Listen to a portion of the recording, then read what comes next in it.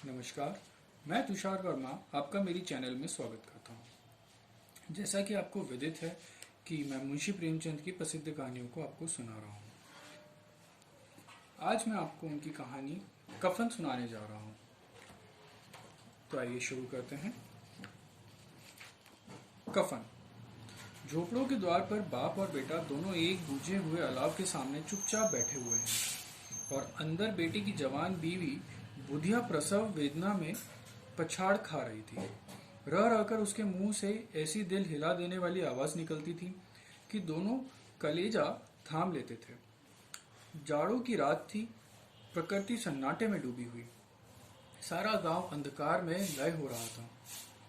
धींसू ने कहा, मालूम होता है बचेगा नहीं, सारा दिन दौड़ते हो गया है, जा देख तो आ। माधव चिढ़कर बोला, मरना ही है तो जल्दी मर, क्यों नहीं जाती? देखकर क्या करूं? तू बड़ा बेदर्द है बे। साल भर जिसके साथ सुख चैन से रहा, उसी के साथ इतनी बेवफाई। तो मुझसे तो उसका तड़पना और हाथ पांव पटकना नहीं देखा जाता। चमारों को कुनबा था और सारे गांव में बदनाम। दीसू एक दिन काम करता तो 3 दिन आराम करता। माधव इतना कामचोर था कि आधे घंटे काम करता तो घंटे भर चिलम पीता। इसलिए उन्हें कहीं मजदूरी नहीं मिलती थी। घर में मुट्ठी भर भी अनाज मौजूद हो तो उनके लिए काम करने का कसम थी। जब 2-4 फाके हो जाते थे तो धीसू पेड़ पर चढ़कर लकड़ियां तोड़ लेता और माधव बाजार में बेच आता। और अब तक वह पैसे रहते और जब तक वह पैसे रहते दोनों इधर उधर मारे मारे फिरते।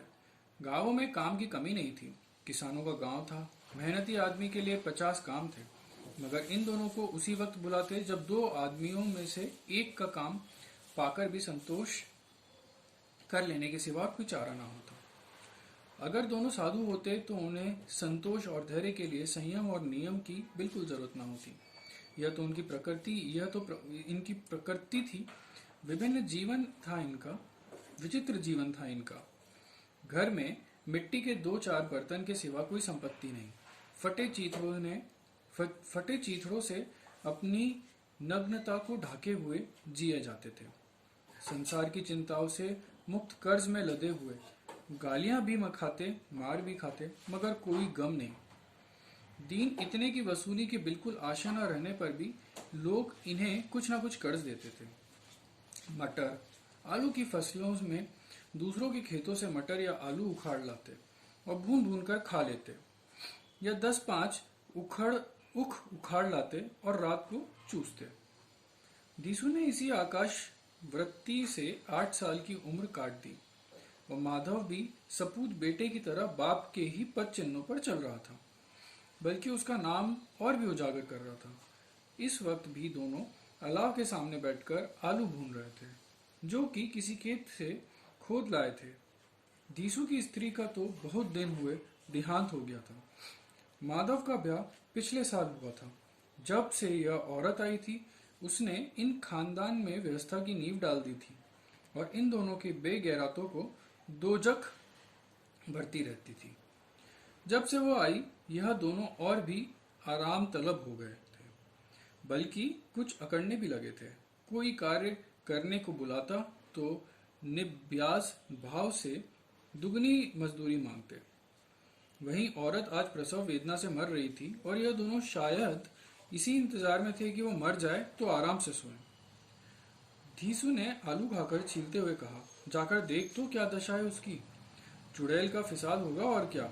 यहाँ तो ओझा भी 1 रुपया मांगता है। माधव को भय था कि वो कोठरी में गया तो धीसू आलू का बड़ा भाग साफ कर देगा। बोला, मुझे वहां जाते डर लगता है। डर किस बात का है, मैं तो यही ही हूं। तो तुम ही जाकर देखो ना। मेरी औरत जब मरी थी तो मैं 3 दिन तक उसके पास से हिला तक नहीं था, और फिर मुझसे लजाएगी कि नहीं। जिसका कभी मुंह नहीं देखा, आज उसका उघड़ा हुआ बदन देखूं। उसे तन की सुध भी ना होगी। मुझे देख लेगी तो खुलकर हाथ पांव भी ना पटक सकेगी। मैं सोचता हूँ कोई बाल बच्चा हुआ तो क्या होगा। सौंठ, गुड़, तेल कुछ भी नहीं होगा। कुछ भी नहीं होता है घर में। सब कुछ आ जाएगा, भगवान दे दो। जो लोग अभी 1 पैसा नहीं दे रहे हैं, वे ही कल बुलाकर रुपए देंगे। मैंने मेरे 9 लड़के हुए, घर में कभी कुछ न था, मगर भगवान ने किसी न किसी तरह बेड़ा पार ही लगाया। जिस समाज में रात दिन मेहनत करने वालों की हालत उतनी हालत से भी कुछ अच्छी नहीं थी, और किसानों के मुकाबले में वे लोग जो किसानों की दुर्बलताओं से लाभ उठाना जानते थे, कहीं ज्यादा संपन्न थे, वहां इस तरह की मनोवृत्ति को पैदा हो जाना कोई अचरज बात न थी। हम तो कहेंगे दीनसू किसानों से ज्यादा विचारवान था, और किसानों के विचार शून्य समूह में शामिल होने के बदले बैठकबाजों की मंडली में जा सकने को मिलता था।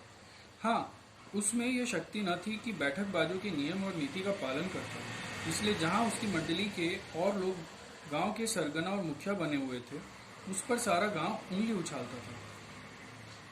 फिर भी उसे यह तस्कीन तो थी ही कि अगर वह फटेहाल है तो कम से कम उसे किसानों की सी जा तोड़ मेहनत तो नहीं करनी पड़ती, और उसकी सरलता और निरता से दोनों लोग बेजा फायदा तो नहीं उठाते। दोनों आलू निकाल निकाल कर जलते जलते खाने लगे। कल से कुछ खाया नहीं था, इतना सब्र ना था कि ठंडा हो जाने दे। कई बार दोनों की जबानें जल गई। छिल जाने पर आलू की भारी हिस्सा बहुत गर्म न मालूम होता, लेकिन दांतों के तले पड़ते ही अंदर का हिस्सा जबान, हलक और तालू को जला देता था, और अंगारों को मुंह में रखने से ज्यादा खैरियत इसी से थी कि वह अंदर पहुंच जाएंगे। वहां उसे ठंडा करने के लिए काफी सामान थे, इसलिए दोनों जल्द जल्द निकल जाते थे। हालांकि इस कोशिश से उनकी आंखों से आंसू निकल जाते थे। धीसू को उस वक्त ठाकुर की बारात याद आई, जिसमें 20 साल पहले वो गया था। उस दावत में उसे जो तृप्ति मिली थी, वह उसके जीवन में एक याद रखने लायक की बात थी, और आज भी उसकी याद ताज़ा थी। बोला, वह भोज नहीं भूलता।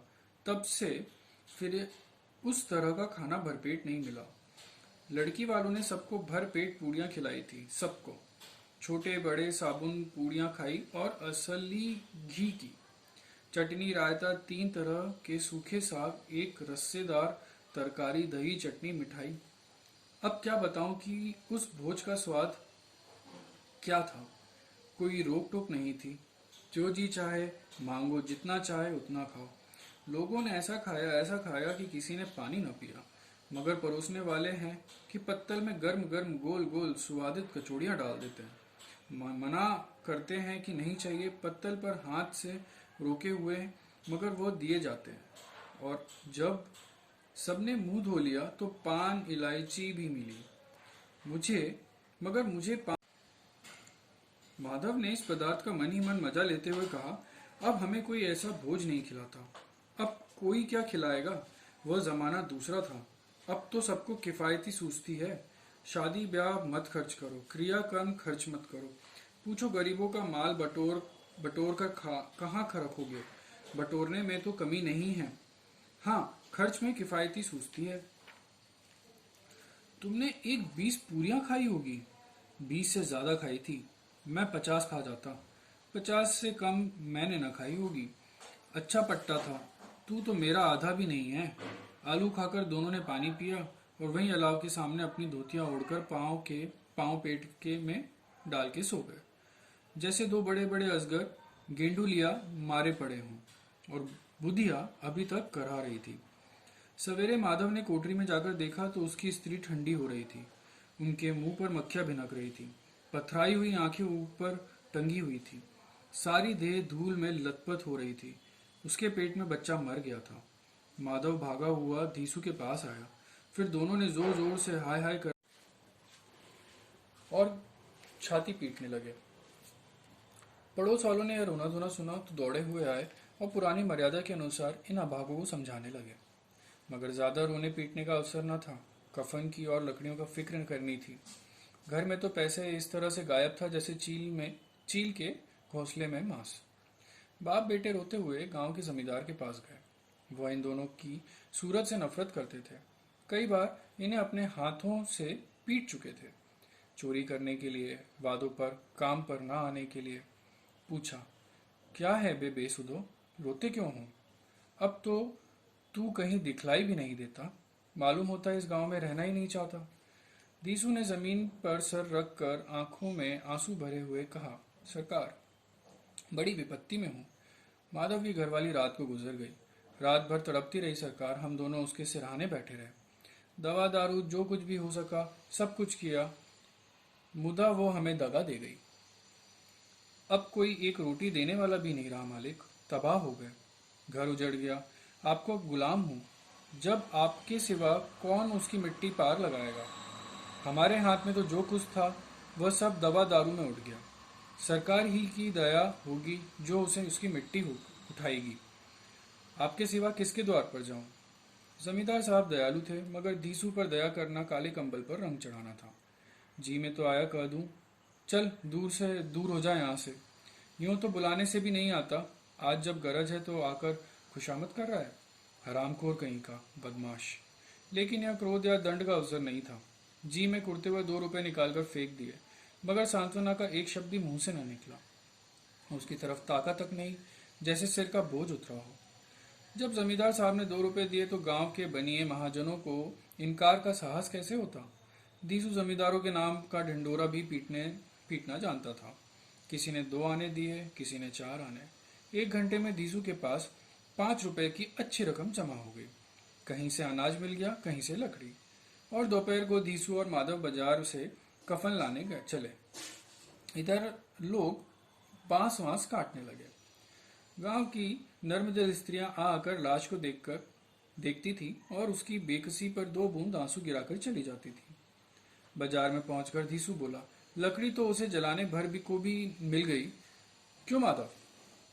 माधव बोला, हाँ लकड़ी तो बहुत है, अब कफन चाहिए तो चलो कोई हल्का सा कफन ले लें।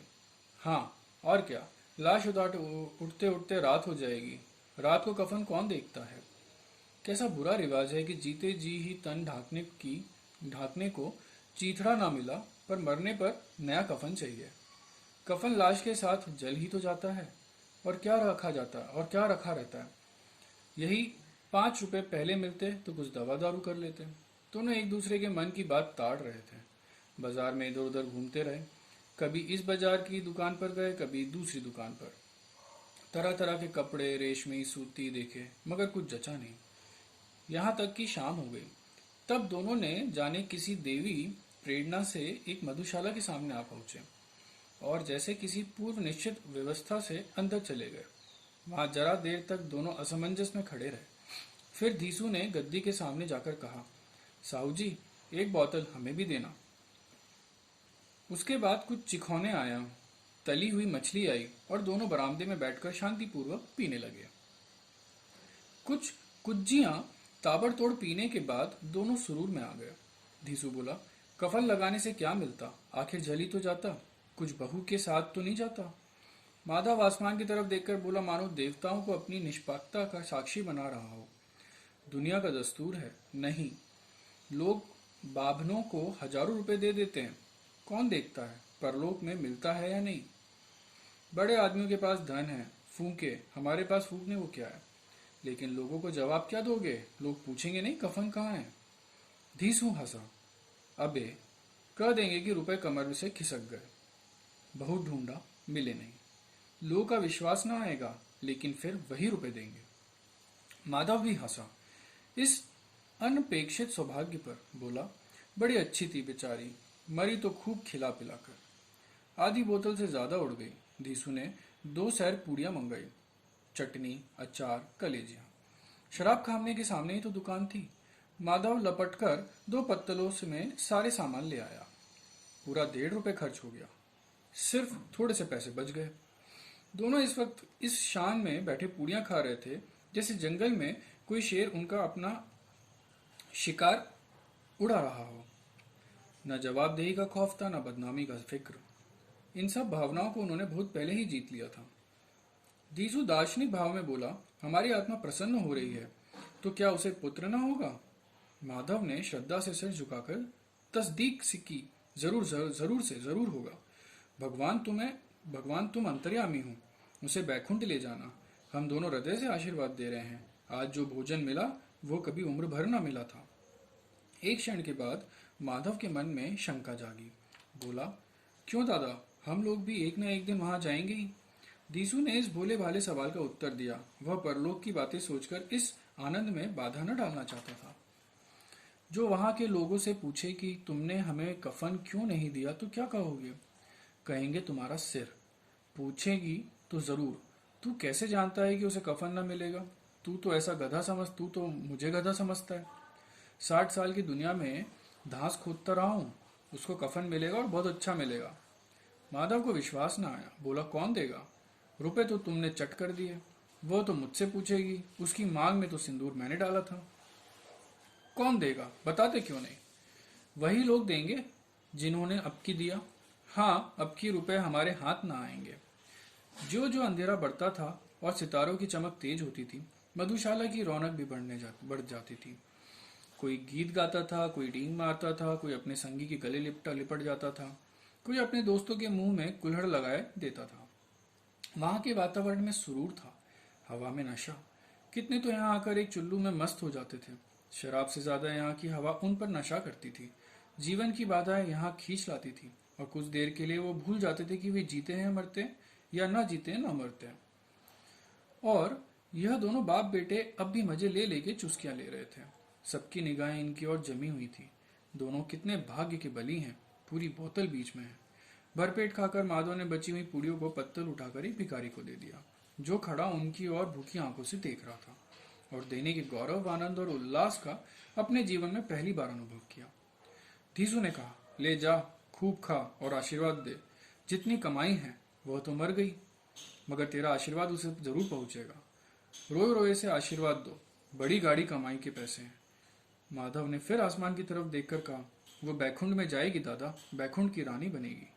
दीसू खड़ा हो गया और जैसे उल्लास की लहर में तैरता हुआ बोला, हाँ बेटा, बैकुंठ में जाएगी। किसी को सताया नहीं, किसी को दबाया नहीं, मरते मरते अपनी हमारी जिंदगी की सबसे बड़ी ललसा पूरी कर गई। वह न बैकुंठ में जाएगी और न मोटे मोटे, वो बैकुंठ में न जाएगी तो क्या ये मोटे मोटे लोग जाएंगे, जो गरीबों का दाना दोनों हाथों से लूटते हैं और अपने पाप को धोने के लिए गंगा में नहाते हैं और मंदिरों में जल चढ़ाते हैं। श्रद्धालुओं का यह रंग तुरंत ही बदल गया। श्रद्धालुता का यह रंग तुरंत ही बदल गया। अस्थिरता नशे की खासियत है। दुख और निराशा का दौर हुआ। माधव बोला, मगर दादा, बेचारी ने जिंदगी में बड़ा दुख भोगा, कितना दुख झेल कर मरी। वो आंखों पर हाथ रखकर रोने लगा, चीखे मार मार कर। धीसू ने समझाया, क्यों रोते हो बेटा? खुश हो कि वो मायाजाल से मुक्त हो गई, जंजाल से छूट गई। वही भाग्यवान थी जो इतनी जल्दी मोह माया के बंधन को तोड़कर चली गई। और दोनों खड़े होकर गाना गाने लगे। पियक्कड़ों की आंखें इनकी ओर लगी हुई थी और यह दोनों अपने दिल में मस्त गाना गाए जाते थे। फिर दोनों नाचे, उछले और कूदे भी, गिरे भी पर मटके भी, भाव भी बताए, अभिनय भी किए और आखिर नशे में मदमस्त होकर वहीं गिर पड़े। आपको मेरी कहानी कैसी लगी? कमेंट सेक्शन में आके मुझे अपना सुझाव जरूर दें। अगली कहानी लेकर आपके सम्मुख फिर उपस्थित होऊंगा। तब तक के लिए धन्यवाद।